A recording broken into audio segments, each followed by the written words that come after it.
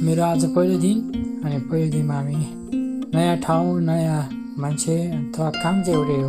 coffee रोप्ने काम हो र हामी आज पहिलोचोटि दिनमा खानासाना पकाएर खायो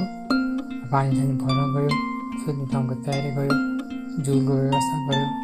र सोचे चाहिँ राम्रै होला जस्तो लाग्छ मेरो विचारमा बट आई डोन्ट नो काम कस्तो हुन्छ त्यस्तै छ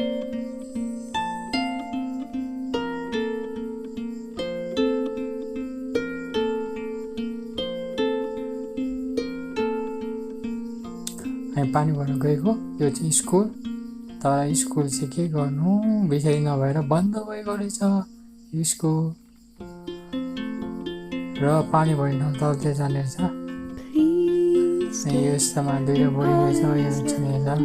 त पानी आउँछ पानी त मिठो लाग्यो त्यो धारा देख्यो तर पानी चाहिँ आउने रहेछ तर एक मान्छेले फोल गरेर चाहिँ तत्तलै बस्छ सायद त्यो मान्छे खानासाना खुवाउने के मान्छे तर यो चाहिँ पानी भर्यो अनि भरि घर पनि पुग्यो